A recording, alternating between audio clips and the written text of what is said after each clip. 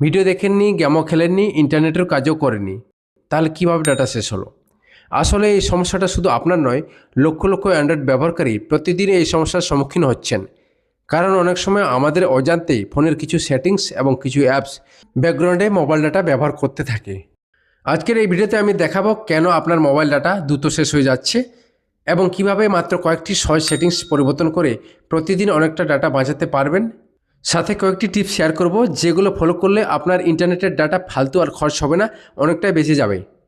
তাই ভিডিওটিকে স্কিপ না করে শেষ পর্যন্ত দেখবেন, কারণ প্রত্যেকটি পয়েন্টে গুরুত্বপূর্ণ। ভালো লাগলে অবশ্যই লাইক করবেন, শেয়ার করবেন, আর এই ধরনের টেক টিপস পাওয়ার জন্য চ্যানেলকে সাবস্ক্রাইব করে সাথে থাকুন। নাম্বার 1, কোন অ্যাপস সবচেয়ে বেশি ডাটা ব্যবহার করছে সেটা বন্ধ করুন। বন্ধুরা, প্রথমে স্মার্টফোনের সেটিংসতে যান, সেখান থেকে কিছুটা স্ক্রল ডাউন করে নেটওয়ার্ক অ্যান্ড ইন্টারনেট অপশনতে ক্লিক করুন। ভিতরে গিয়ে ডাটা ইউজেস অপশন পাবেন, সেটাতে আবার ক্লিক করে অ্যাপ ডাটা ইউজেস অপশন পাবেন, সেটাতে ক্লিক করুন।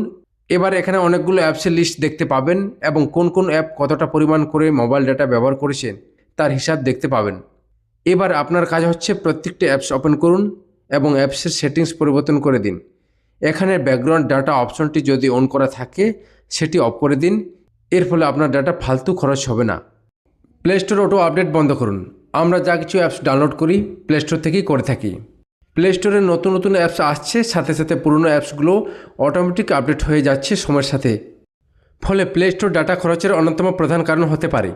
তাই প্লে স্টোরে অটো আপডেট বন্ধ করে দিন, প্রয়োজন হলে ম্যানুয়ালভাবে আপডেট করুন। প্লে স্টোর ওপেন করুন, সেটিংসতে যান, নেটওয়ার্ক প্রিফারেন্স অপশনতে ক্লিক করুন, তারপর ডোন্ট অটো আপডেটস অ্যাপস অপশনটি অন করে দিন। এর ফলে আর অটোমেটিক অ্যাপস আপডেট হবে না, ম্যানুয়ালি আপনাকেই করতে হবে। এর ফলে আপনার ফালতু ডাটা খরচ বন্ধ হয়ে যাবে। ডাটা সেভার মোড চালু করুন।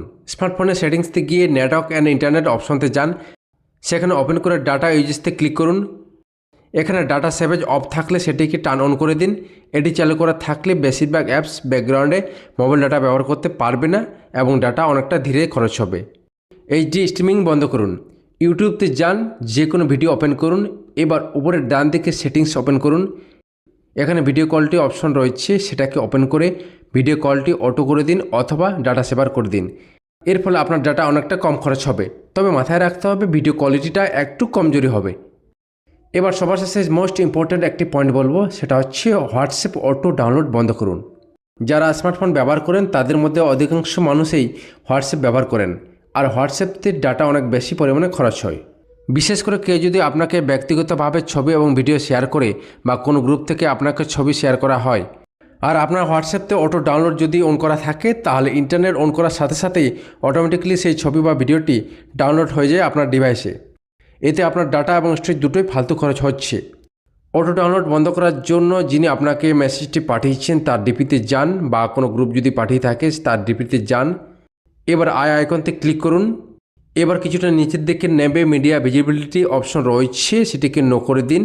এর ফলে ফটো বা ভিডিও অটোমেটিক ডাউনলোড হবে না যতক্ষণ না আপনি চাইছেন।